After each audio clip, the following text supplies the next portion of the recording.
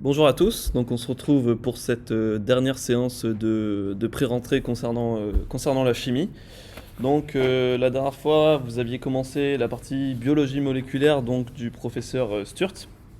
Nous allons poursuivre aujourd'hui avec une notion importante pour le deuxième semestre, une notion compliquée, mais on va essayer d'être le plus clair possible donc pour que vous assimiliez correctement cette nouvelle notion qui concerne les plasmides. Donc on va parler de génie génétique. Donc le génie génétique concerne en fait toutes les méthodes de biologie moléculaire qui permettent la manipulation de l'ADN et de son utilisation. Et comme exemple, on aura la production d'érythropoïétine, EPO, par les bactéries recombinantes, dont le professeur Sturz vous parlera un peu plus.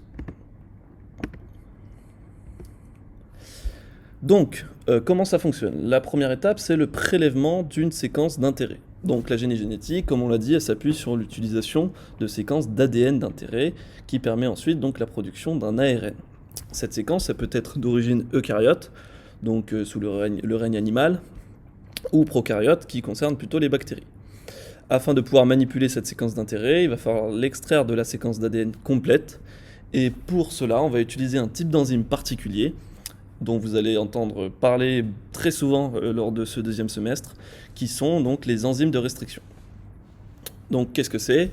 Ce sont en fait des protéines bactériennes qui vont couper l'ADN bicaténaire en des points précis. Ce sont de véritables bistouris moléculaires et elles reconnaissent des zones spécifiques.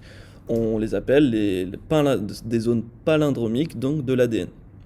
Elle va coupler les deux brins de l'ADN dans les liaisons phosphoesters en laissant des extrémités soit franches ou soit cohésives.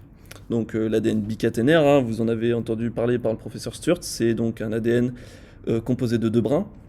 C'est ce qui contient du coup notre information génétique. Et donc ces deux brins sont antiparallèles et complémentaires bien sûr. Toujours dans la partie prélèvement d'une séquence d'intérêt. Là, on s'intéresse donc au type d'extrémité que vont pouvoir réaliser nos enzymes de restriction. Le premier type d'extrémité, ce sont les extrémités dites cohésives. Une enzyme de restriction permettant de réaliser des extrémités cohésives va être, par exemple, il y en a plusieurs, mais par exemple, l'enzyme de restriction BAMachin. Donc ici, à titre d'exemple, vous avez... alors, est-ce que je peux mettre un marqueur? Ouais. Donc ici, vous avez votre séquence d'ADN bicaténaire. Donc le premier brin ici, le deuxième brin ici. Bien sûr, ils sont antiparallèles et complémentaires. Ici, en face d'une guanine, vous avez une cytosine. En face d'une thymine, vous avez une adénine. Lorsqu'on va couper ce double brin d'ADN de manière cohésive avec, par exemple, l'enzyme de restriction BAMachin, ça va donner ça. C'est-à-dire qu'on va avoir...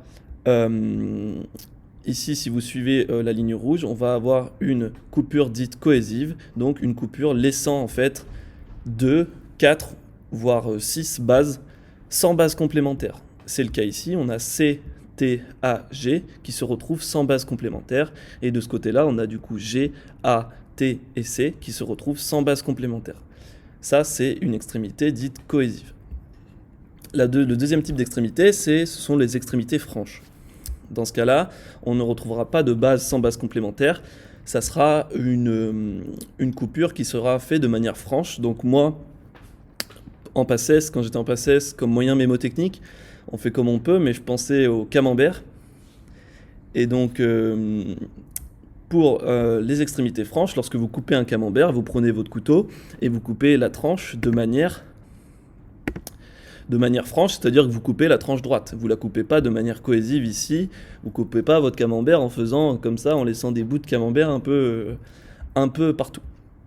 Et lorsqu'on va couper, du coup, on aura, deux bouts clairs, précis, avec aucune base retrouvée sans base complémentaire, comme ici dans le cas des extrémités cohésives. Donc pensez à cet exemple, si ça peut vous aider.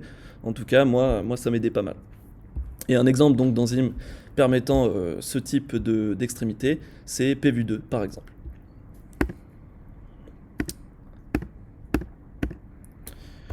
Donc concernant ces enzymes de restriction, ces outils permettent de couper en des endroits précis qui sont repérables à l'avance. Ils permettent de très nombreuses constructions moléculaires, donc par l'ouverture puis l'insertion de séquences d'ADN dans les plasmides. Ils permettent aussi de réaliser des diagnostics de présence ou d'absence de sites de coupure. La deuxième étape, après donc le prélèvement d'une séquence d'intérêt, c'est l'obtention de l'ADN de la protéine à produire.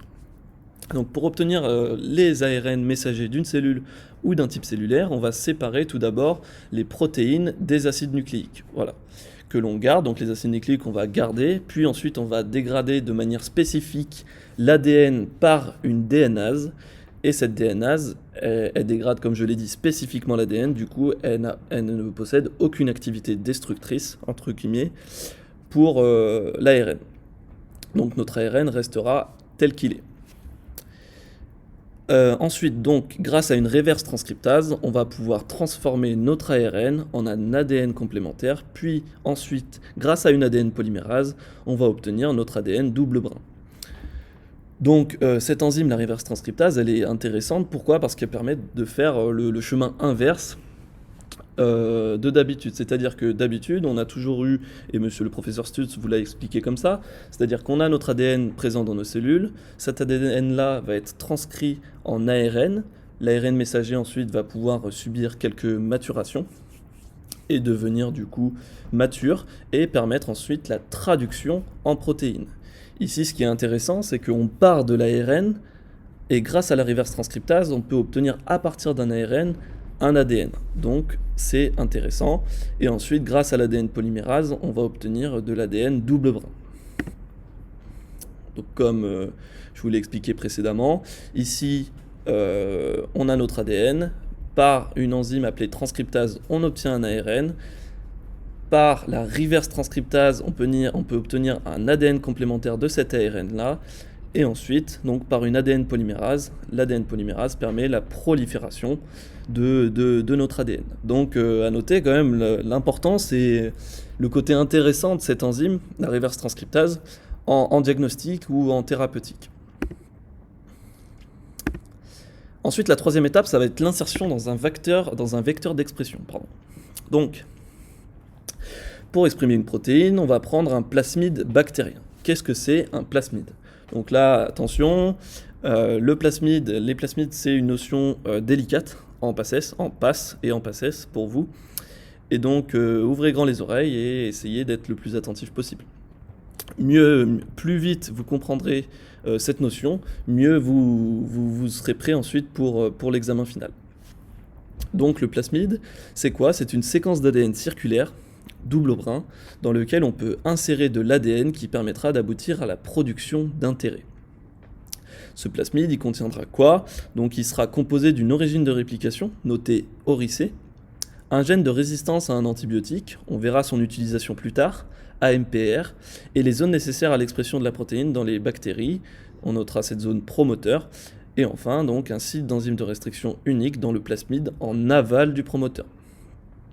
Donc aval, amont, aval, ça veut dire après, amont, ça veut dire avant. Donc on ouvre le vecteur plasmidique au niveau du site unique de l'enzyme de restriction. Cette ouverture sera permise grâce aux enzymes de restriction elles-mêmes qui, comme on l'a vu précédemment, pourront ouvrir ce plasmide de deux manières différentes, soit en laissant des extrémités franches, pensez au camembert, soit en laissant des extrémités cohésives.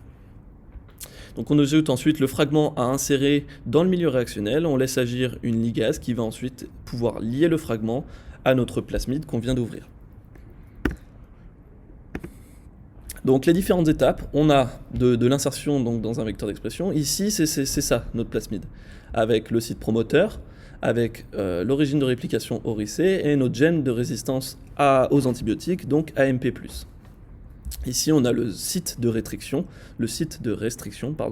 sur lequel va agir notre enzyme de restriction et permettre l'ouverture de ce plasmide. Donc là, vous voyez que l'enzyme de restriction a agi, donc soit de manière cohésive, soit de manière franche. Ici, on ne l'étudie pas, c'est juste de manière à illustrer ce qui se passe. Et ça, c'est notre vecteur d'expression que l'on va pouvoir insérer dans notre plasmide. Donc ouverture par l'enzyme de restriction, fragment à insérer en violet, ADN complémentaire ou fragment de PCR. Maintenant donc la quatrième étape, ça va être la transformation de bactéries compétentes. Donc pour faire exprimer la protéine recombinante dans les bactéries, il va falloir insérer ce plasmide dans des bactéries qui sont préparées préalablement pour ce transfert. L'étape du transfert du plasmide s'appelle la transformation de bactéries. Donc ce terme de transformation de bactéries, apprenez-le bien, c'est du vocabulaire à connaître. Donc les bactéries ont été rendues compétentes, plus réceptives, par une préparation chimique préalable. Ces bactéries, une petite remarque, ces bactéries ne sont pas spontanément résistantes à un antibiotique. Et on va le voir pourquoi juste après. La cinquième étape et l'ultime étape, ça va être la sélection des clones. Donc, on va maintenant s'intéresser en fait à l'utilité de ce gène AMPR résistant à un antibiotique qu'on a préalablement inséré dans notre plasmide. Donc, ce gène AMPR, il apporte un avantage aux bactéries lorsque celles-ci sont mises en culture dans un milieu contenant l'antibiotique, l'ampicilline. Et cette ampicilline, ce qui va être intéressant, c'est que du coup, seules les bactéries ayant intégré le plasmide, du coup possédant le gène AMPR, va permettre d'être résistantes à l'ampicilline et du coup pourront croître en présence de cet antibiotique. On va donc étaler les bactéries transformées avec le plasmide sur une boîte de pétri contenant de l'ampicilline. Et donc, au bout de 24 heures, on va obtenir ici des petites taches bombées qui sont en fait ni plus ni moins que des colonies bactériennes, toutes différentes, et chacune issue d'une seule bactérie transformée qu'on appelle clone. Et toutes ces bactéries-là ont résisté à l'ampicilline parce qu'elles possèdent le gène AMPR.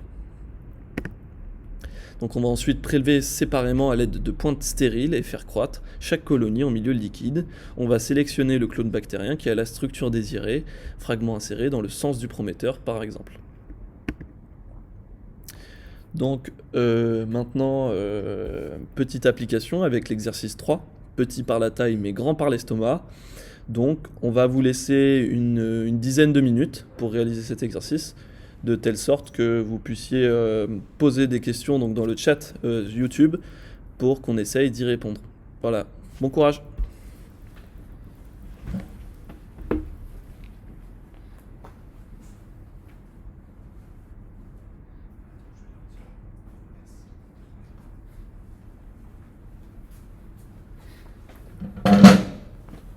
Oui, donc là, comme vous l'avez remarqué, contrairement aux autres séances, on vous dit pas de mettre sur pause parce qu'on a remarqué qu'à la fin du live YouTube, à chaque fois, dès que le live se terminait, on pouvait plus mettre de commentaires. Du coup, là, on vous laisse 10 minutes pour le faire au lieu de 15. C'est parce que pour que le live ne prenne pas non plus énormément de temps. Mais n'hésitez pas à poser vos questions, comme ça nous permet de repérer à quel endroit vous êtes exactement. Et en plus de ça, à la fin du live, on va essayer de vous laisser entre 10 et 15 minutes supplémentaires au cas où vous n'auriez pas eu le temps de voir des questions, de poser des questions ou même de remarquer des choses qui vous paraissent un petit peu bizarres, donc pour nous demander un petit peu de vous répondre. Donc là, on vous laisse du coup 10 minutes et on se retrouve dans 10 minutes du coup.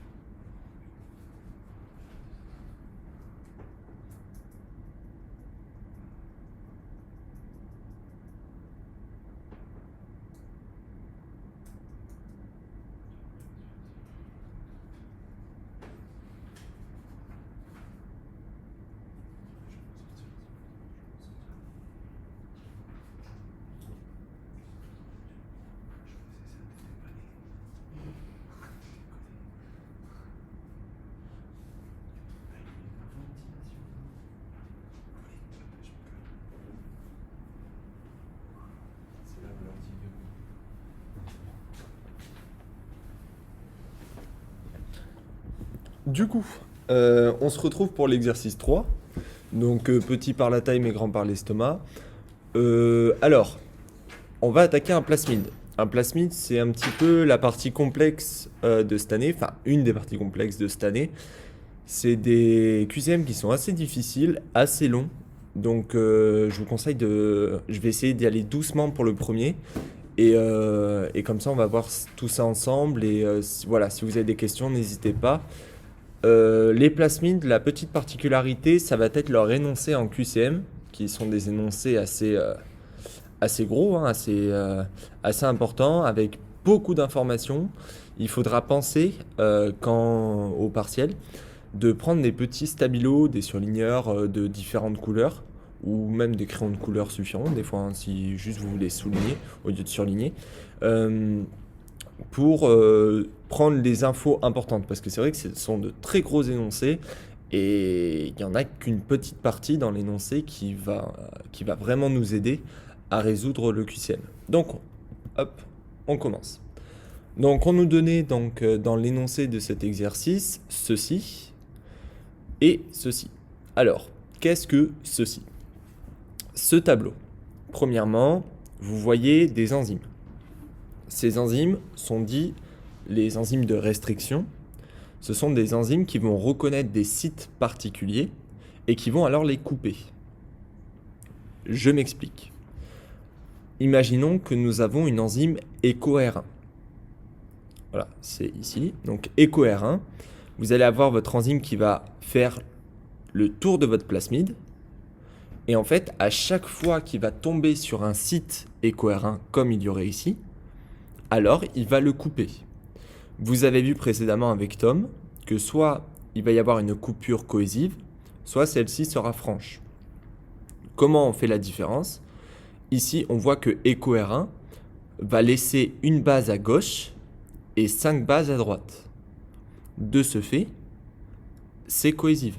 Donc, cohésif parce que, hop, regardez mon pointeur laser, là où franche, vous avez vu que c'était comme ça. Cohésif, ce sera comme ça, en escalier, on dit. Donc voilà, c'est la petite subtilité. On voit du coup franche ici PVU2 parce qu'on a 3 bases à gauche, 3 bases à droite au niveau du site de coupure. Donc là, c'est franche parce qu'il y a une égalité de répartition entre guillemets. Donc ensuite, ici, qu'est-ce que c'est? Ici, c'est un plasmide. Vous l'avez vu précédemment avec Tom. Qu'est-ce que le SCM? Le SCM, en fait, ça va être à la sortie de votre promoteur. Donc, promoteur qui est ici, qui est un peu votre début du plasmide, si vous préférez. En gros, c'est votre point de repère. Imaginez, vous êtes dans un circuit de voiture qui est en rond.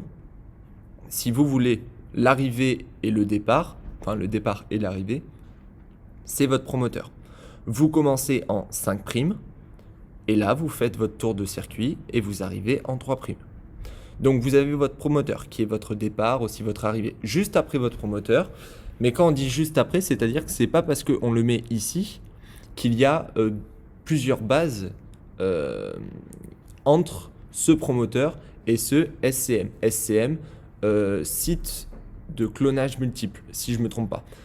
Mais en gros, qu'est-ce que ça veut dire le SCM? C'est un site qui va comporter plusieurs sites de restriction, entre guillemets. Vous avez les enzymes de restriction qui sont ici. Et bien ce site de clonage multiple, ce SCM, va contenir plusieurs sites qui vont pouvoir être coupés par plusieurs enzymes de restriction. Ici, c'est XO1, IN3, HPA1. Voilà, donc je vous ai expliqué ce que vous aviez. Si vous avez des questions, encore une fois, n'hésitez pas. De toute manière, vous n'allez pas tout comprendre dès le premier exercice, ce serait beaucoup trop simple sinon. Donc, on va le revoir au cours de l'année. Vous aurez tout le semestre, pour nous poser des questions sur ça. Donc voilà. On a les sites de restriction avec les enzymes de restriction, les sites de coupure franche cohésif, et là on a un plasmide avec le site de clonage multiple ici, qui a son importance parce que bien évidemment si une enzyme vient couper votre plasmide, alors si un site correspondant est dans ce SCM, le plasmide sera aussi coupé dans ce SCM. Donc maintenant, on passe à la suite. La question 1. Parmi les enzymes de restriction proposées au-dessus, indiquez celles formant des coupes franches et celles formant des coupes cohésives. Je vous l'ai expliqué à la diapo précédente. Encore une fois, coupe franche, regardez, on a 3 à gauche, 3 à droite. Ça veut dire on coupe pile poil au milieu. Site de coupure cohésif, ou coupe cohésive, pardon. Ça va être un à gauche et plusieurs à droite. Je dis à gauche, à droite, c'est pas rigoureusement vrai. En réalité, il faut dire que c'est en marche d'escalier. Parce que là, on le voit que dans le site de que dans le sens, 5', 3'. Comme je vous ai montré, votre plasmide tourne en 5', 3', en fonction de la flèche indiquée par le promoteur. La petite flèche qui est ici, regardez, hop. Ça indique que on démarre en 5' ici et on va en 3' là. Donc, là, quand je vous dis à gauche, à droite, en réalité, c'est en fonction de 5', 3'. Ce qu'il ne faut pas que vous oubliez, c'est que le plasmide, c'est un double brin, c'est 2 brins d'ADN collés entre eux. Donc, ce qui fait que si ici, à gauche, vous en avez qu'un, et à droite, vous en avez plusieurs, à l'inverse, donc dans le deuxième brin qui est anti-parallèle, ça va être inversé. Et c'est pour ça que ça donne cette structure, en marche d'escalier. Parce que ici, en 5', 3', donc en haut, on n'en a qu'un. Mais en bas, vu qu'on est en anti-parallèle, donc on va dans le sens inverse, on va en avoir 5. Donc c'est pour ça que ça fait tac, 1 en haut et 5 en bas. Ça fait en marche d'escalier. Donc c'est ça que signifie cohésive. On le verra par la suite. Donc ensuite, on utilise l'enzyme EcoR1 pour couper le plasmide ci-dessus. Indiquez le nombre de fragments obtenus ainsi que leur taille. Donc, c'est ce que je vous expliquais. Vous allez avoir l'enzyme EcoR1 qui va venir sur votre plasmide. Elle va reconnaître des sites. Par exemple, elle va passer par bas machin. Elle va se dire, ça m'intéresse pas. Elle va continuer son chemin et elle va trouver un EcoR1. Au moment où elle trouve un EcoR1, alors elle va reconnaître ce site et se dire, ok, bah là, je dois couper mon plasmide. Donc, dès qu'elle voit un EcoR1, elle coupe le plasmide, pardon. Si le plasmide est coupé, alors il va donner des fragments. Ici, il est coupé 3 fois. On a regardé dans le SCM, hop, je reviens en arrière, pardon, il n'y a pas de EcoR1. Donc, il est coupé 3 fois. Si mon plasmide est coupé 3 fois, alors il va donner 3 fragments. On les voit des couleurs différentes. Un fragment bleu, un fragment vert, un fragment orange. Ensuite, donc, on doit indiquer leur taille. Leur taille, c'est en fonction de ce qui nous avait été donné précédemment. Alors, j'ai oublié de vous le dire, mais du coup, on va le voir à cette question. Quand on vous donne un plasmide, on vous donne un nombre au centre. Le nombre au centre, ça veut dire la taille de votre plasmide. Ici, votre plasmide, donc si je pars en 5' ici et que je fais le tour du circuit de voiture comme je l'ai précédemment appelé, alors il y a 3700 paires de bases au total. Sachant que le promoteur est certes assez imposant ici, mais il faut vous dire que dans le promoteur, on ne compte pas un nombre de bases précis. Promoteur fait partie du lot en soi. Le promoteur en lui-même, c'est pas parce qu'il fait telle taille qu'on doit dire qu'il ne peut pas faire 3 paires de bases. Le promoteur, c'est vraiment là où ça commence. Donc il peut faire quelques paires de bases à beaucoup de paires de bases, mais en général, on ne le sait pas. Il est compris dedans. Et d'ailleurs, généralement, même, on dit qu'il y a un promoteur, mais on ne compte pas les bases qu'il y a dedans. Enfin, alors, comment vous expliquer ça? C'est assez complexe comme notion. Mais en gros, le promoteur va vous dire là où ça démarre. Ce n'est pas un site à part entière, comme on pourrait dire EcoR1 fait 6 paires de bases. Comme on pourrait dire le SCM fait 100 paires de bases. Là, le promoteur, c'est l'endroit où ça commence. En soi, le promoteur n'a pas de nombre de paires de bases. On le représente ici, mais on ne considère pas les bases du promoteur comme un nombre à ajouter au plasmide. Vous allez voir dans ce plasmide par exemple, si je compte au total, on a entre EcoR1 et le promoteur 600 paires de bases. À partir du promoteur à bas machin qui est à la sortie du promoteur, donc on considère qu'il n'y a pas de base entre ces deux-là, sinon on nous les aurait donnés dans le plasmide. Donc jusqu'au deuxième éco-R1, on est à 450 en plus, donc 1050. 1050 plus 850, 1900. 1900, et là on a 900 et 900, donc on a 1800.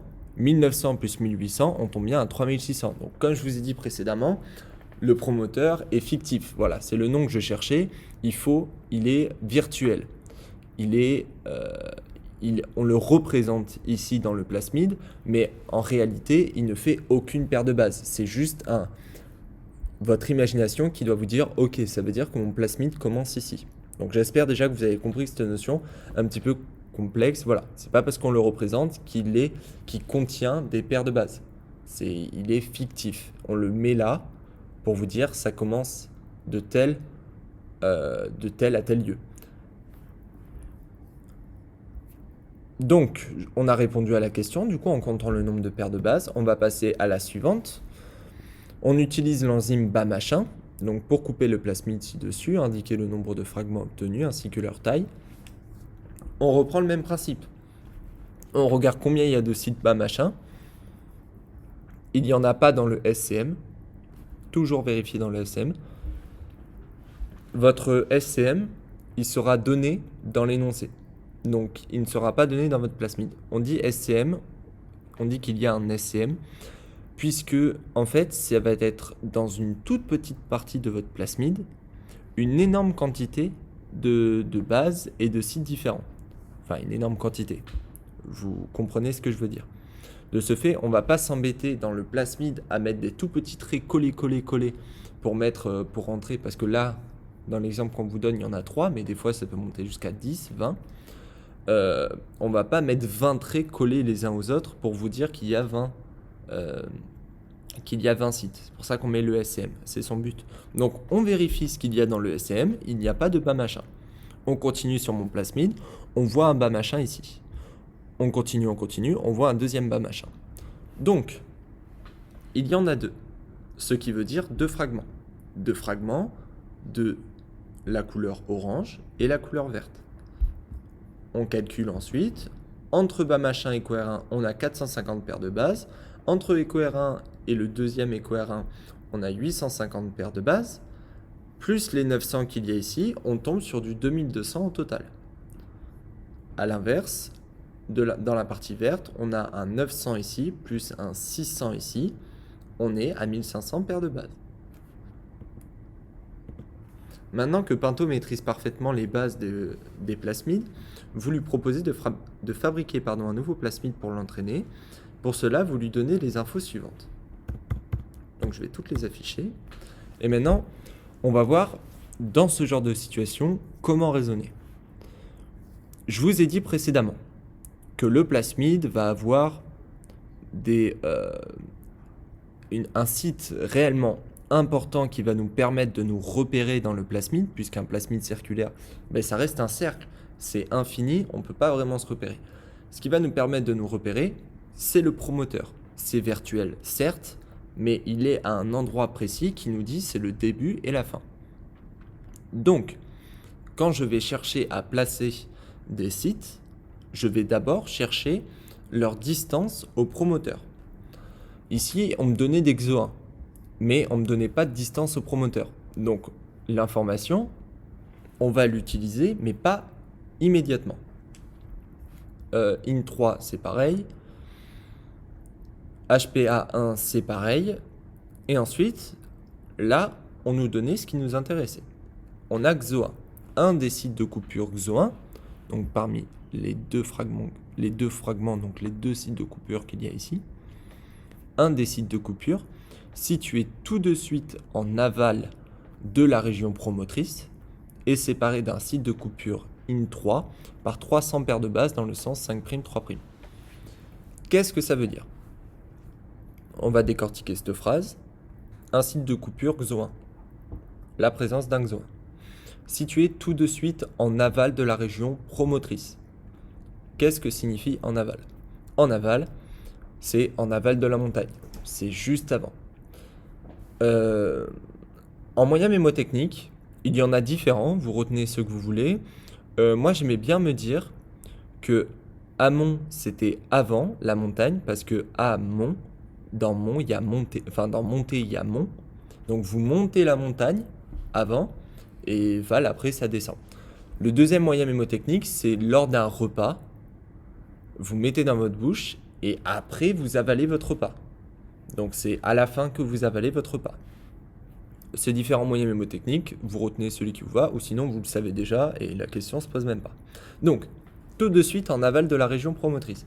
Comme précédemment, je vous ai montré le SCM. Le SCM du plasmide précédent était situé tout de suite en aval. C'est le même principe. C'est-à-dire que vous avez votre région promotrice virtuelle, encore une fois, directement après, sans base entre les deux, il y a votre site. C'est ça que ça veut dire. Enfin, ça veut dire cela, pardon. Et ensuite, est séparé d'un site de coupure H3 par 300 paires de bases dans le sens 5', 3'.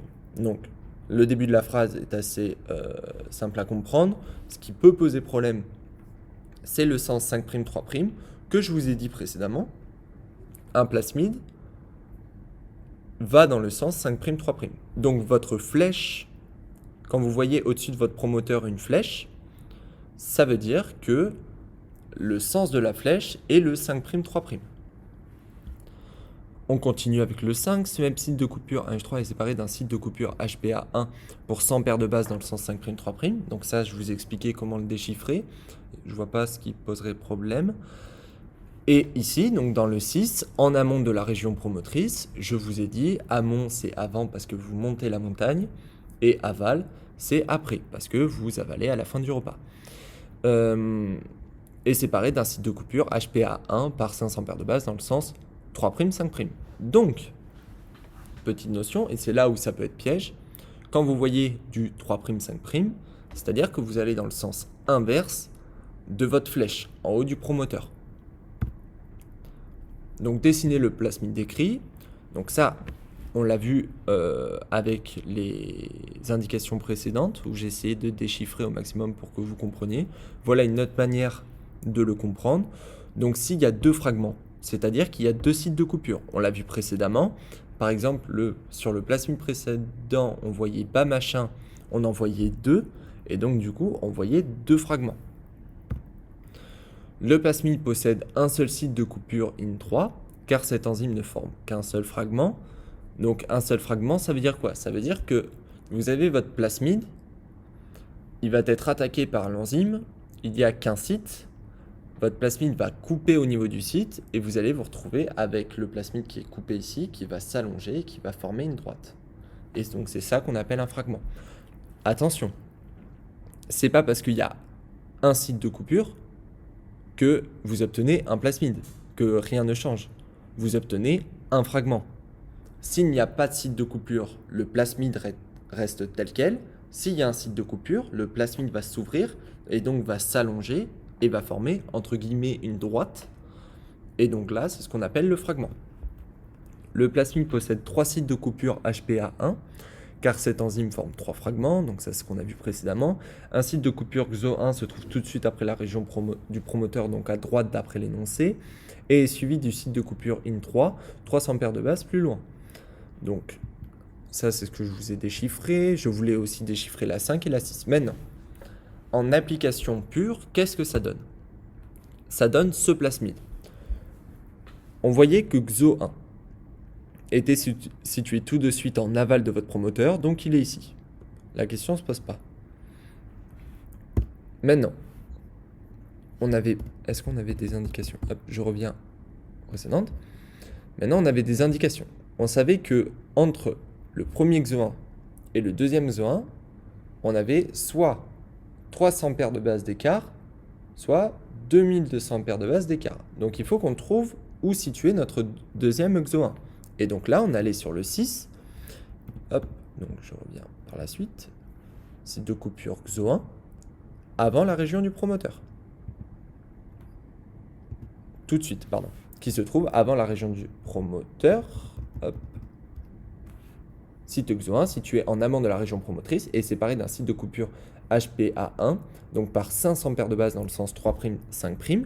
Donc là, eh bien, on ne pouvait pas le placer. Il fallait d'abord qu'on place notre HPA1 qui nous était donné en fonction de notre IN3 qui nous était donné en fonction du XO1. Donc vous voyez que c'est relativement complexe. Donc on a placé notre XO1 en fonction de la région promotrice. On savait que par la suite, après le XO1, on allait placer notre IN3. Hop, je vais plutôt vous l'indiquer avec le laser au lieu que les mains, parce que sinon ça va être compliqué. Après notre XO1, on disait 300 dans le sens 5', 3' pour arriver à IN3. Et après IN3, du coup, on plaçait notre HPA1. Hop, attendez, je reviens en arrière pour vous dire exactement. Donc, IN3. Voilà, 100 paires de bases après le site IN3 se trouvait un site de coupure HPA1. Donc, on se retrouvait ici. C'était les 3 premiers à placer. Quand on avait placé ceci, comment on raisonnait par la suite? On voulait placer le deuxième XO1. Le deuxième XO1 qui nous était donné selon un site de coupure HPA1 qui n'était pas placé. Donc, il fallait revenir en arrière. Hop. Là, je vous détaille vraiment, hein, c'est pour vraiment que vous compreniez tout ça. Donc, XO1, on l'a placé, le premier. IN3, on l'a placé. HPA1, on l'a placé. Qu'est-ce qu'on cherchait d'autre? On a placé IN3 en fonction de notre XO1. Ensuite, on a le 100 paires de bases. Et là où on pouvait résoudre cet exercice, c'est dans le fait que vous aviez l'HPA1 qui forme 3 fragments, 100, 1200 et 1200. Donc, c'est-à-dire que vous alliez avoir un HPA1 qui était situé donc ici à 500 paires de bases en amont de votre XO1. Hop, je reviens en avant, pardon, de votre XO1. Et il fallait que, dans tous les cas, il y ait un dernier HPA3, donc HPA1, pardon, qu'on allait fixer. Donc XO1 500, HPA1 500, entre les deux. On passait à la suite. Et là, c'est le dernier site de coupure. Donc, on reprend. Ce qui est le plus complexe, c'est vraiment de voir où situer en fonction de quoi. On savait qu'il fallait fixer ces 3 premiers, ces 3 premiers sites. Et c'est par la suite qu'on allait sur les autres. On plaçait les 2 autres. On regardait le nombre de sites que nous avions placés et le nombre de sites qui nous restait à placer. En fait, il nous en restait un, l'HPA1. Et donc, il nous reste donc un site de coupure HPA1 à placer. Reprenons à nouveau les 3 premiers points donnés dans l'énoncé. L'enzyme de restriction XO1 forme 2 fragments de 300 paires de bases et de 2200 paires de bases. Donc ça, c'est ce que nous avions vu. Chacun ici... Ici, on différencie facilement chacun de ces fragments de par leur différente taille. On détermine donc tout de suite que le fragment comportant la région du promoteur est le fragment long de 300 paires de bases. Donc ça, c'était l'explication pourquoi on plaçait XO1 ici. C'était en fonction de la région du promoteur. Deuxièmement, ça, c'était le site de coupure IN3, je vous l'ai expliqué précédemment. C'était les HPA1 donc, qui nous posaient problème, notamment le dernier HPA1. Le troisième point, quant à lui, nous indiquait que la coupure du plasmide par l'enzyme de restriction HPA1 forme 3 fragments de 1200, 1200 et 100 paires de bases. On constate cependant qu'il y a déjà un fragment de 1200 paires de bases qui était posé, donc après avoir placé les 2 premiers sites. Donc il nous reste un fragment de 1300 paires de bases à séparer en 2 fragments. Le problème, quand on se retrouve ici, c'est de se dire, alors, hop, je vais essayer de vous mettre la diapo précédente. Le problème quand on se trouve ici, donc là, on a donc 1200 d'un côté, 1300 de l'autre. C'est le 1300 qui nous intéresse. Est-ce que le 1300, il est par exemple, imaginons, à 100 paires de bases de celui-là et à 1200 paires de bases de celui-là? Ou est-ce qu'il est à 1200 paires de bases de celui-là et à 100 paires de bases de celui-là? C'est ça la question qu'on allait se poser. Hop, voilà. Donc là, on vous expliquait. Et voilà la réponse. Puisqu'aucune autre information n'est donnée, il existe donc 2 possibilités de placer le dernier site de coupure HPA1. En effet, en partiel, ce ne sera pas le cas. En partiel, il va vous donner les plasmides. En gros, il va vous donner l'énoncé, il va vous dire exactement ce qu'on vous a dit dans l'énoncé, mais par contre, il va vous donner 3 plasmides et vous dire est-ce que ce plasmide est correct. Donc là, il n'y aura pas 2 possibilités, 3 possibilités à créer vous-même. Il peut toujours y avoir 2 possibilités sur la feuille et ces 2 plasmides correspondent à la description donnée, mais généralement, il ne fait pas ça, il n'en donne qu'un seul. Mais il peut y en avoir 2, attention. Mais dans tous les cas, ils vous seront donnés. Donc, et c'est là où varier la dernière chose, puisque ce que je vous disais tout à l'heure, soit il a 100 paires de bases de celui-là, soit il a 1200 paires de bases de celui-là. Inversement, soit il a 100 paires de bases de celui-là, soit 1200 paires de bases de celui-là. Donc, c'est la différence entre ces 2 plasmides. On a nos 2 HPA1 qui sont placés. On a placé un HPA1 à 100 paires de bases de celui-là. Et la deuxième possibilité était de placer un HPA1 à 100 paires de bases de celui-là. Donc voilà les réponses. Et voilà le plasmide qu'on devait obtenir. Maintenant, la cartographie de restriction. On a différentes possibilités dans l'exercice du plasmide. On a la possibilité on vous donne un plasmide, on vous pose des questions sur ce plasmide, enzyme de restriction, combien de fragments, leur taille. Deuxième possibilité, on vous demande de créer le plasmide. On vous donne la description, est-ce que ce plasmide correspond? Troisième possibilité, et généralement elle va avec le plasmide qu'on vous donne au début, puisqu'en fait on va vous demander de donner le nombre de fragments et leur taille, et on va vous demander de les placer ou de deviner la bonne cartographie de restriction.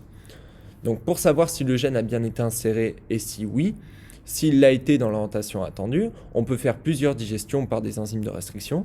Si l'on connaît la position des sites de restriction dans le plasmide initial et dans le gène d'intérêt, on peut en déduire l'orientation du gène inséré. Donc ça, après, c'est une phrase du cours, c'est pas vraiment compréhensible. Donc, ici, on vous donnait ce qu'était une cartographie de restriction. On va le voir ensemble ce que c'est, parce que c'est vrai que c'est assez complexe. Vous avez un plasmide, vous avez ces différents sites. Vous, votre but, ça va être de savoir si votre enzyme va couper en EcoR1 le nombre de fragments. Et si elle coupe en bas machin, le nombre de fragments.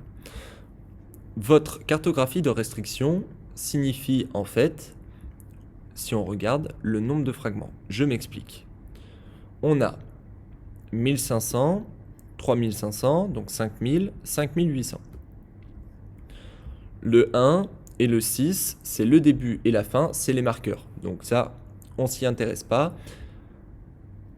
C'est à partir du 2, on va s'intéresser.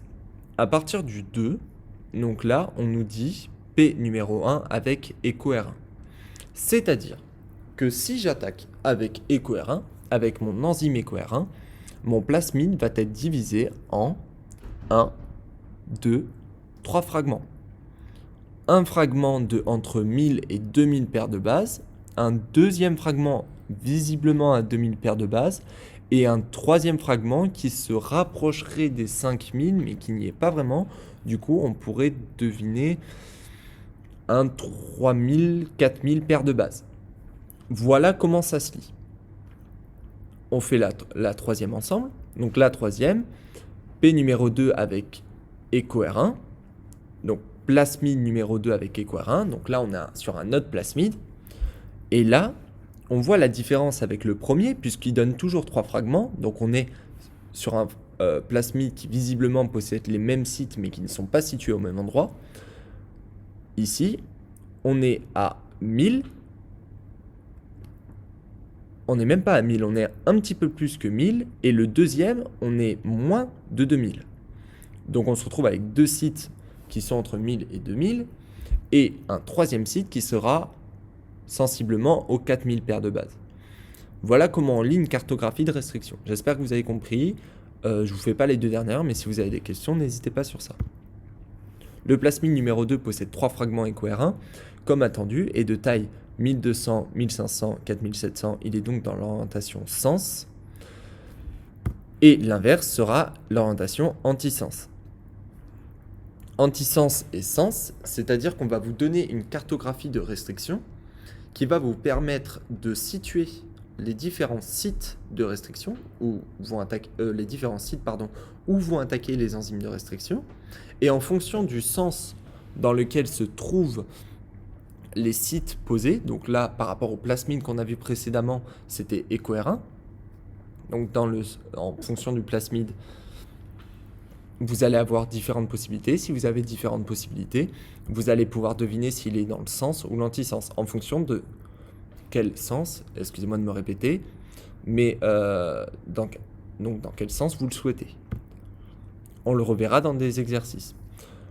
Donc, en parlant d'exercice, en voilà un autre, ça va être l'exercice 4, le pangolinoprane. Il y a marqué 15 minutes.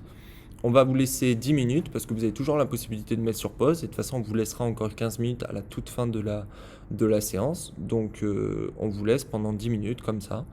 Et donc, on se revoit juste après.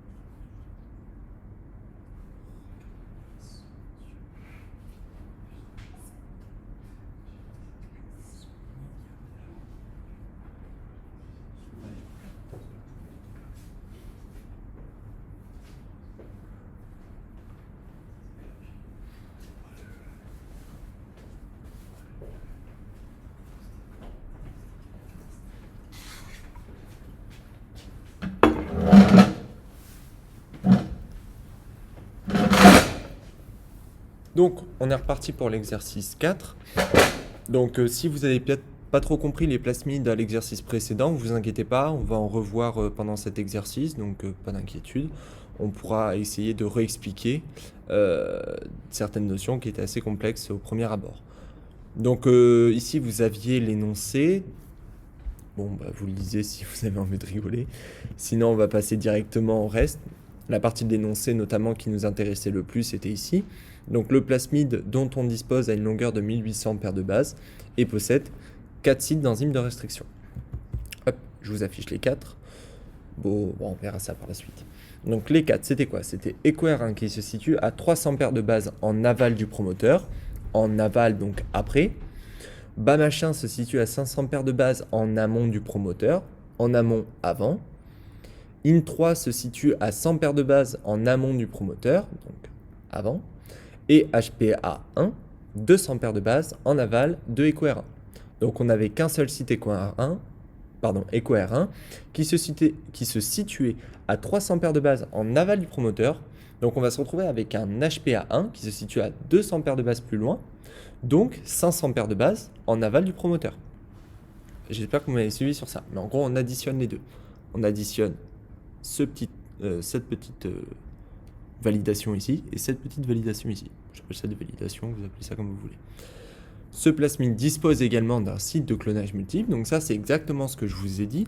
Vous allez vous retrouver après le promoteur avec, dans un très court espace, beaucoup de sites d'enzymes de restriction. Donc, on met sur votre plasmide un petit trait marqué SCM. Et dans l'énoncé, on marque SCM 2 points. Et là, on voit 5' PVU2, IN3, XO1. 3'. Donc, se trouve directement en aval du promoteur et ne rajoute pas de paire de bases. Ce gène anti-SARS-CoV-2 est le suivant. Donc ça, c'est le gène qu'on va chercher à mettre dans le plasmide. On va voir comment ça se passe par la suite. Donc, compléter le plasmide à partir de la description donnée. Bon, ça, je vous l'avais expliqué. Vous prenez le promoteur, vous mettez ce qu'il y a avant, ainsi de suite, ainsi de suite. Vous placez 300 paires de bases, 200 paires de bases. Et en fait, ce qui manquait, si je ne me trompe pas, ça doit être ceci. Donc, en fait, on avait juste à additionner la somme de ces deux espaces et de ces deux espaces. Et ensuite, donc on faisait 1800 moins toute cette somme et on tombait sur 800. On peut commencer par positionner les sites les plus proches du promoteur, soit IN3 en amont de EcoR1, 3 en amont et EcoR1 300 paires de bases en aval. Bon, c'est l'explication. Normalement, je vous ai assez détaillé dans cet exercice-là et dans l'exercice précédent. N'hésitez pas à le relire si vous avez du mal, mais là, on va passer, parce que du coup, je l'ai déjà expliqué auparavant, mais n'hésitez pas, vous, à prendre votre diapo à part et y passer un petit peu plus de temps si vous n'avez pas compris. Indiquer le nombre de fragments que l'on obtient ainsi que leur longueur si on coupe le plasmide. Donc si on coupe le plasmide avec EcoR1, on est d'accord qu'il n'y a qu'un seul EcoR1 qu'on a positionné. Celui-ci était en aval du promoteur à 200 ou 300 paires de bases si je ne me trompe pas. Donc lorsqu'on coupe le plasmide avec l'enzyme EcoR1, il viendra couper le plasmide au niveau de tous les sites EcoR1. S'il n'y a qu'un seul site EcoR1, alors on va obtenir un fragment. Et c'est là où je vais vous expliquer à l'ancien exercice, mais je vous le rappelle, si vous avez un plasmide que vous attaquez par une enzyme de restriction, hop, je vais essayer de le faire au laser là, il faut essayer de me suivre, désolé, on ne peut pas trop faire mieux. Donc si vous avez un plasmide, hop, le petit rond que je fais au laser, qu'il n'y a pas de site d'enzyme de restriction, et que vous attaquez quand même par une enzyme de restriction, on est d'accord qu'il ne sera pas coupé. Donc vous allez obtenir un plasmide. Le même plasmide en fin de compte. S'il y a un site de restriction, alors il va être coupé à un endroit. S'il est coupé, il va avoir tendance donc de partir en rond comme ça. Si je le coupe ici, il va avoir tendance à s'allonger et former une droite qu'on appelle le fragment. Mais dans ce cas-là, s'il n'y a qu'un site de restriction, le plasmide n'est pas coupé à différents endroits. Il va juste donner une droite de la même longueur, donc 1800 paires de bases. Voilà la démonstration de ce que je vous disais précédemment. Avec Bamachin, c'est exactement le même principe, sauf qu'on coupe à partir de Bamachin. En fait, c'est juste les autres sites qui vont se retrouver à des endroits différents de notre, entre guillemets, de notre fragment. Mais ça reprend exactement le même principe. Donc, et ça va reprendre le même principe pour le... ça aurait repris, pardon. On ne vous a pas demandé, mais ça aurait repris le même principe avec HPA1 et avec IN3. Donc là, on passe à la question précédente. Oui, c'est bon. Au niveau de quel site d'enzyme de restriction devra-t-on ouvrir le plasmide pour pouvoir insérer le gène?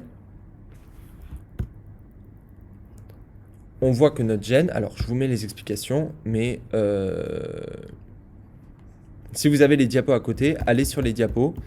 Moi, je vais revenir dans l'énoncé et je vais vous expliquer comment il fallait raisonner. Premièrement, dans l'énoncé, on est d'accord qu'il y a de ce côté du gène un écho R1 et de l'autre côté un écho R1. Donc, écho R1, on a vu que c'était extrémité cohésive, mais c'est pas ce qui nous intéresse ici. Ce qui va nous intéresser, c'est que quand on va attaquer notre plasmide avec écho R1, donc hop, je vais vous mettre le plasmide ici, voilà. On va l'attaquer ici. On va se retrouver avec un écho R1 qui est donc qui va se couper en deux à extrémité cohésive, donc en forme d'escalier d'un côté et en forme d'escalier de l'autre, séparé d'un espace. Ces deux côtés étant complémentaires. Hop, je vais essayer de revenir où on était. Je vais voir si par la suite on vous le détaille. Non, on vous le détaille pas. Mais ces deux côtés étant complémentaires. C'est-à-dire que si je coupe à ce niveau-là, vous allez vous retrouver avec une marche d'escalier comme ça, et de l'autre côté, une marche d'escalier comme ceci. J'espère que vous me suivez. C'est assez complexe. Je crois que j'ai un moyen beaucoup plus simple de le faire. Exactement. Voilà. Donc, vous allez vous retrouver avec une marche d'escalier comme ça de votre écho R1 et de ce côté, une marche d'escalier comme ça. En haut, on est en 5'. Désolé si j'écris mal, c'est assez compliqué. Et là, on est en 3'. Désolé si c'est moche. Donc là, vous vous retrouvez avec votre gène que vous voulez insérer qui possède des extrémités écho R1. Donc ici, c'est des extrémités écho R1. C'est le même principe. C'est comme si auparavant, votre gène était dans un autre plasmide et que vous êtes allé le couper avec l'enzyme de restriction écho R1. Donc vous allez vous retrouver en fait sur le même principe avec un gène qui était précédemment coupé, comme ceci, et attendez, je ne veux pas faire de bêtises, comme ceci. Et là, vous voyez que si vous le mettez comme ça, je suis désolé si j'écris mal, mais si vous le descendez, vous allez vous retrouver avec un gène qui va se mettre pile poil comme ceci. Et là, il va, hop, et il va parfaitement rentrer. Ça, c'est ce que je vous mettais en haut. En fait, ils vont correspondre. Mais pour que ça fonctionne, il faut absolument que les deux soient des écho R1. Parce qu'on a vu précédemment que la coupe est en fonction des bases que le site possède. Donc, il faut que les bases correspondent. Imaginons, alors je n'ai pas en tête les bases que possède un site écho R1, mais imaginons que ici nous avions un A. Pour que ça corresponde, il faut ici un T. Mais pour que ici il y ait un T, il faut que ce soit le même site. Si ce n'était pas le même site, alors il n'y aurait pas les mêmes bases. Et s'il n'y a pas les mêmes bases, vos deux brins ne peuvent pas former ici vos liaisons hydrogènes qui vont vous permettre de solidifier vos deux brins d'ADN entre eux. Donc j'espère que vous avez compris ça. On le reverra au cours de l'année. J'ai essayé d'y aller doucement, mais on le reverra au cours de l'année. Vous avez encore des permanences si vous avez des questions, etc., etc. Parce que j'ai peur qu'en message par le live, ce soit un petit peu difficile à expliquer. Donc n'hésitez pas à aller sur Discord pour les permanences pour qu'on vous explique ceci. Compléter le plasmide avec le gène inséré. Eh bien ça, c'est le même principe. On avait écho R1 tout seul de base, ici. On l'a coupé en deux et on a inséré le gène. Donc en fait, le écho R1 qu'on a coupé en deux va juste se retrouver ici. Bien évidemment, est-ce qu'il y a toujours les dessins que j'ai fait? Oui, parfait. Bien évidemment, si je vous dis que là, la coupure est écho R1 et là aussi, la coupure était écho R1, si on remet ensemble, c'est comme si on associait ce côté-là avec ce côté-là. Et en fait, ça reforme exactement le même site de base. Donc on se retrouve ici avec un écho R1. Et ici, c'est le même principe, puisque cette partie-là correspond à cette partie-là, et cette partie-là correspond à cette partie-là. Donc, on a bien la formation d'un autre écho R1. Donc, on part de un écho R1 qu'on divise en deux pour insérer un gène avec deux moitiés d'éco-R1 qui se forment, et donc on se retrouve avec 2 éco-R1. C'est exactement ce qu'on voit ici, on a 2 éco-R1. Grâce à la nouvelle complémentarité des bases entre elles, il y a reconstruction de 2 sites éco-R1. Donc ça, c'est exactement ce que je vous ai fait en dessin. Maintenant, c'est un schéma, c'est un petit peu plus précis. N'hésitez pas à passer du temps dessus pour essayer de comprendre, hein. Indiquer le nombre de fragments que l'on obtient ainsi que la longueur si on coupe le nouveau plasmide avec EcoR1. Donc avant d'y répondre déjà, je vous ai dit précédemment que on coupait avec EcoR1 pour insérer le gène et qu'on allait se retrouver avec l'apparition d'un autre EcoR1 puisque le gène s'insérait, ça faisait ça faisait 2 sites de moitié d'EcoR1 qui allaient se remettre ensemble et donc du coup ça fait 2 EcoR1. Donc 2 EcoR1, c'est 1 de plus que le plasmide seul. Donc les fragments ne seront pas les mêmes. Donc à partir de ce moment-là, on peut voir et on peut retrouver 2 fragments de 400 paires de bases. En fait, il s'agit du gène qu'on a inséré, puisque les 2 extrémités du gène sont des EcoR1, et le reste du plasmide, 1800 paires de bases, qui de base, c'est pas le bon terme, mais qui normalement, sans l'insertion du gène, faisait cette taille. On vous a mis encore une fois le schéma pour que ce soit un petit peu plus représentatif. On passe sûrement passer au bas machin. Donc pareil, sauf que le bas machin, c'est quand on a inséré le gène, il possédait un bas machin. Là où je veux que vous vous souveniez de ce qu'on a vu précédemment. On parlait d'une notion de sens et d'antisens. Quand on parle d'une notion de sens et d'antisens, en fait, ça veut dire que vous allez insérer un gène soit dans un sens, du coup, c'est le cas de le dire, soit dans l'autre sens. Et donc, de ce fait, hop, je vais essayer de revenir en arrière pour que ce soit... Ah ben, en fait, il est ici. De ce fait, vous allez vous retrouver avec des fragments qui seront différents.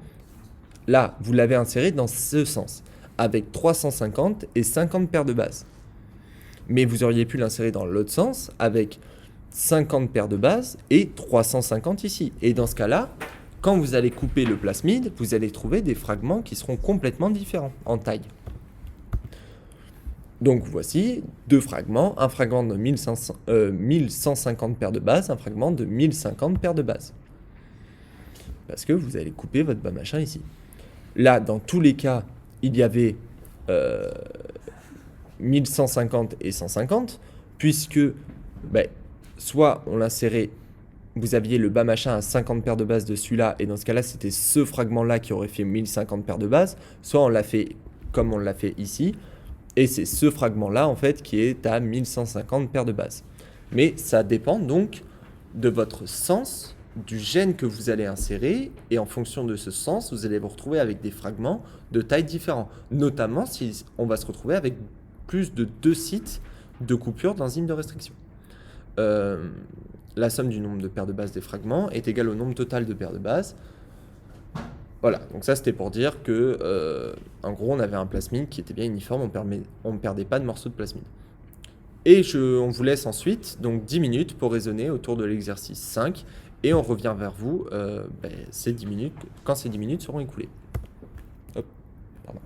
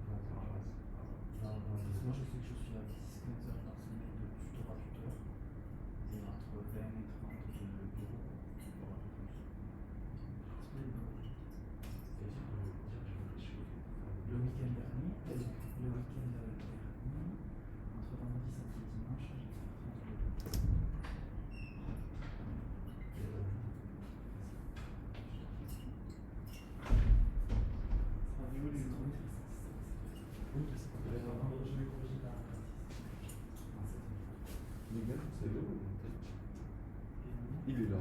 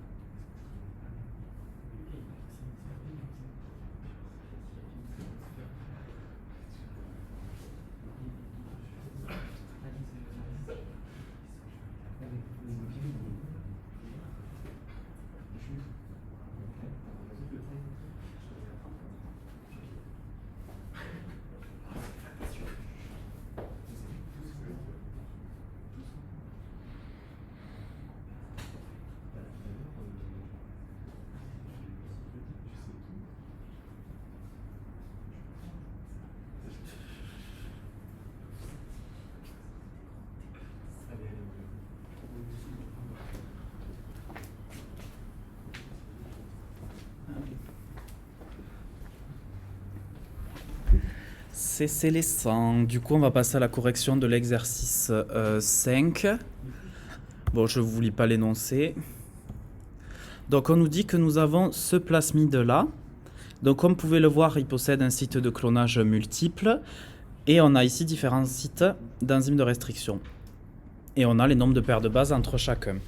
On a le détail du site de clonage multiple ici, juste en bas. Et ça va être important pour la suite de l'exercice. Donc, il faut bien penser à le regarder et à s'en servir. Pour ça, vous pouvez l'écrire en haut, là, à côté de SCM. Vous réécrivez votre site de clonage multiple, comme ça, vous ne l'oubliez pas.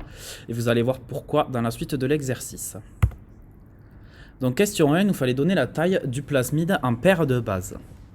Donc là, eh bien, il nous suffit d'additionner les différentes paires de bases que l'on a entre chaque site ici pour trouver la taille totale du plasmide. Donc, on faisait 200 plus 600, ça fait 800.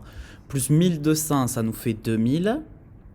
2550, 2850. Donc le plasmide, il fait 2850 paires de bases. Donc c'est ce que je vous ai dit. Question 2, il fallait... Ah, il y a déjà la correction. Combien de fragments obtiendra-t-on si on coupe le plasmide avec l'enzyme de restriction EcoRI? Donc, il faut imaginer qu'on utilise EcoRI. Donc, on va repérer les sites EcoRI. On envoie un premier dans le site de clonage multiple, ici. C'est pour ça que je vous disais tout à l'heure qu'il était important de le regarder et de le noter ici pour ne pas l'oublier. Donc, on en a un premier ici. On en a un deuxième qui est situé 200 paires de bases en aval de ce site de clonage multiple. Et on en a un autre qui est situé 1800 paires de bases en aval du deuxième site EcoRI. Donc on en a 3. Ça veut dire qu'on va venir couper notre plasmide à 3 endroits. Il faut imaginer des ciseaux qui vont couper ici, un autre qui va couper là, et un troisième ciseau qui va couper ici. Ça fait donc que l'on va obtenir un fragment, 2 fragments et 3 fragments. Ça ressemble pas trop à un 3, mais c'est pas grave. Ensuite... Ah ouais, en fait, c'est mieux fait avec les animations.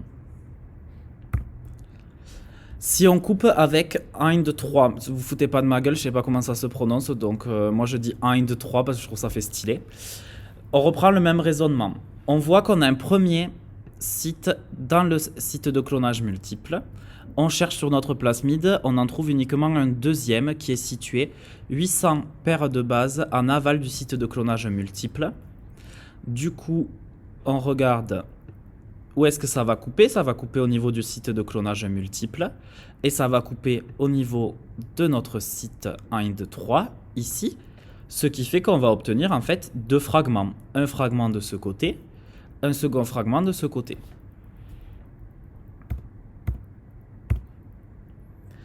Si on coupe avec PVU2. Ça, je sais le prononcer.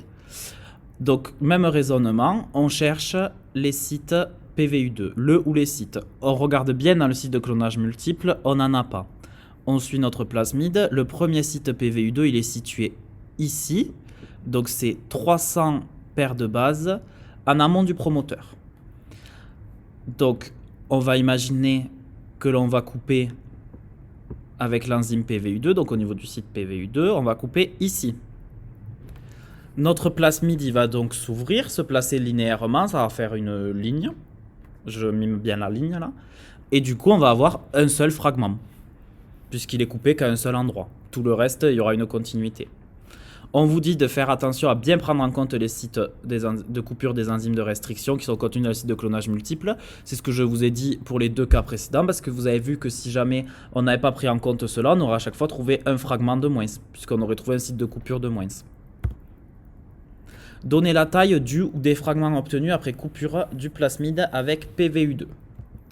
Donc, à la question précédente, on a dit que PVU2, il allait couper à un seul endroit. L'enzyme de restriction PVU2, elle allait couper à un seul endroit au niveau du site PVU2 qui est situé ici.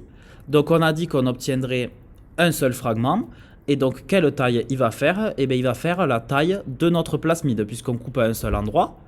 On va avoir la même taille que notre plasmide, sauf qu'au lieu d'être un cercle, ben, ça sera un fragment linéaire. Donc, on obtiendra 2850 paires de bases. Pour vérifier, on peut tout réadditionner si vous en avez la foi, mais théoriquement, ça ne va pas changer à moins qu'on ait fait une erreur. Donc, ça faisait 2850 paires de bases pour le fragment obtenu après coupure du plasmide par PVU2. Même question, cette fois-ci avec EcoRI. À la question précédente, on a trouvé 3 fragments, parce qu'on avait 3 sites EcoRI, un dans le SCM, un 200 paires de bases en aval, un autre 1800 paires de bases en aval du dernier. On a dit qu'on coupait à 3 endroits, donc on a 3 fragments. Le premier fragment, c'est celui qui est situé entre les 2 premiers sites EcoRI. Ici, il fera 200 paires de bases, c'est écrit. Le deuxième, il va aller de ce site-là à celui-là. On additionne les paires de bases situées entre 600 plus 1200, ça fait 1800. Donc on a un fragment de 200, un fragment de 1800. Et le troisième fragment, il va donc faire 550 plus 300, donc ce qui est situé entre les deux ici. Et ça nous fait 850. Donc on aura un fragment de 1800, un fragment de 850 et un fragment de 200 paires de bases. Et puis, si on n'est pas sûr de ce qu'on a fait, parce qu'on l'a calculé de tête et qu'on s'appelle Kevin, les calculs sont peut-être pas bons, on peut arrêter de rigoler. On peut additionner les 3 résultats qu'on a trouvés et vérifier si on retrouve la longueur initiale, la taille initiale du plasmide. Donc si je fais 1800 plus 200, ça fait 2000. 2000 plus 850, 2850. Et bien c'est parfait, c'est la taille initiale de mon plasmide. Donc j'ai pas perdu des petites paires de bases par-ci par-là. Allez, c'est répétitif, on fait la même chose avec IND 3. À la question précédente, donc on a dit qu'on avait 2 fragments. On a un site dans le SCM, donc on coupe là. Un site au niveau du plasmide ici, on coupe là. On additionne les longueurs que l'on trouve entre les 2 sites. Donc entre ici, j'ai 200 plus 600, ça fait 800. Dans l'autre côté, on a 1200 plus 550 plus 300 qui nous fait 2050. Donc, on a bien un fragment de 200 plus 600, 800, ce que je vous ai dit, un autre de 2050 paires de bases. On additionne les deux, ça fait 2850. C'est la taille initiale de notre plasmide. Les calculs sont bons. Partie un petit peu plus compliquée là, il nous fallait compléter la cartographie de restriction qui correspondait au plasmide. On avait uniquement 2 traits, donc il en manque clairement. Donc il faut compléter. Pour pouvoir compléter, il faut bien comprendre ce qui se passe lors d'une cartographie de restriction. Donc on a 3 colonnes et chaque colonne correspond en fait à l'utilisation d'une enzyme de restriction. En fait là, dans cette colonne, ça va correspondre à la taille des fragments que l'on va retrouver lorsque j'introduis l'enzyme de restriction IND3 qui va donc couper mon plasmide, créer un certain nombre de fragments de certaines tailles différentes. Ensuite, lorsqu'on fait la cartographie de restriction, on a en fait les fragments qui vont migrer en fonction de leur poids moléculaire qui est donc proportionnel à la taille du fragment. Vous comprenez bien que quelque chose qui fait 4000 paires de bases, il sera 2 fois plus lourd que quelque chose qui en fait 2000. Donc ça va migrer de cette manière-là. Et ainsi, on va obtenir une cartographie de restriction qui va nous permettre de déterminer les différents fragments à partir d'une enzyme de restriction dans ce cas-là. Et donc, on pourra savoir quels sont les fragments. On peut aussi avoir des cartographies de restriction avec des codigestions. Donc, par exemple, on aurait pu demander avec AN3 qui digère en même temps que EcoRI. Et donc là, il aurait fallu un peu plus raisonner et trouver encore plus de fragments en fonction des différents sites de coupure. Mais là, on n'en est pas là encore. Vous verrez ça dans le semestre. Be ready. On commence donc à analyser la digestion par AN3. Ça tombe bien, on a tout fait avant. Nous avons dit tout à l'heure qu'avec AN3, on avait 2 fragments, un de 800 paires de bases et un de 2050 paires de bases. On voit ici sur notre cartographie qu'on a un trait à environ 2000 paires de bases. Ben, c'est nickel puisqu'on a un fragment à 2050 paires de bases, donc ça correspond parfaitement à ce trait-ci là, qui est un poil plus haut que 2000, on peut donc dire que c'est 2050. Il manque donc à faire apparaître le fragment qui en fait 800. Donc, je fais un petit trait à environ 800, donc entre 500 et 1000, un peu plus proche de 1000, toi-même tu sais. Et donc ici, j'ai mon deuxième fragment à 800 paires de bases. Donc j'ai les 2 fragments qui correspondent à la digestion de mon plasmide par l'enzyme de restriction AND3. Rebelote avec EcoRI, on a vu que là on obtenait 3 fragments puisqu'il y avait 3 sites. Un de 200, un de 850 et un de 1800. Sur notre cartographie, ici, on a un trait qu'on peut estimer, il est entre 1500 et 2000, un poil plus proche de 2000, aller à la louche, c'est à peu près 1800. Si je regarde, eh bien, ça tombe bien, on a un fragment qui fait 1800 paires de bases. Donc il nous manque le fragment de 850 paires de bases et le fragment de 200 paires de bases. Donc je vais faire 2 traits, un à peu près 850. Pour cela, je vais m'aider de celui que j'ai fait avant, avec la digestion avec AN3. Ici, on avait dit que celui-là, il était à 800. Oula. Je ne sais pas trop écrire. Donc, je vais mettre l'autre un poil plus haut, puisqu'il est censé être à 850. J'espère que vous suivez, parce que si vous regardez juste ce que j'écris, c'est incompréhensible. Voilà, c'est un 0. Et donc, je fais le deuxième à 200, donc un peu plus haut que 100. Et j'ai réalisé ma cartographie quand j'ai une digestion par EcoRI. Et enfin, on doit le faire avec PVU2. Donc, avec PVU2, on avait dit qu'on obtenait un seul fragment, puisqu'on avait un seul site pour l'enzyme de restriction PVU2. Et donc, le fragment, il faisait la même taille que le plasmide, soit 2850 paires de bases. Sur la cartographie, on avait 0 trait. On a un fragment qui fait 2850 paires de bases, donc on va avoir une migration de fragments qui va s'arrêter à 2850 paires de bases. Il faut donc le signifier sur la cartographie, donc je vais faire un trait à environ 2850 paires de bases. Regardez, hop. C'est pas très droit ça, mon pauvre. Donc je vais refaire. Là, vous voyez bien, Abistodenas, il est à 2850. Donc, voilà. Et comme ça, vous avez obtenu la cartographie de restriction pour le plasmide que l'on a étudié en cas de digestion avec AN3, puis avec EcoRI, puis avec PVU2. C'est 2 PVU. Voilà, donc j'espère que vous avez à peu près compris ça. Vous inquiétez pas, des cartographies de restriction, on va en faire et on va en analyser beaucoup dans le semestre, que ce soit en col ou en TD. Donc, si vous avez un peu de mal, n'hésitez pas à demander, à poser des questions en permanence ou lors des séances. Du coup, on a un socratif de femme. Ça, c'est She Miss France. D'accord? Et il prend pas plus de 2 minutes. Donc, scannez le QR code ou tapez la salle. Mais faites-le, je vous promets que c'est utile. Ça vous permettra de fixer un peu ce que nous avons vu pendant cette séance. Donc, faites-vous plaisir. Allez vous en socrativer une. Et donc, la séance elle est finie. En revanche, on vous laisse là une dizaine de minutes si vous avez des questions à nous poser sur toute la séance ou même sur des choses précédentes qu'on a vues dans les séances précédentes et que vous voulez qu'on vous réexplique ou vous voulez des informations complémentaires. N'hésitez pas à poser vos questions. Le live il se termine là maintenant dans 10 minutes top chrono. Et du coup, sinon, on vous fait des gros bisous. Et on se dit à lundi pour une séance avec la meilleure équipe, l'équipe TD. Bisous.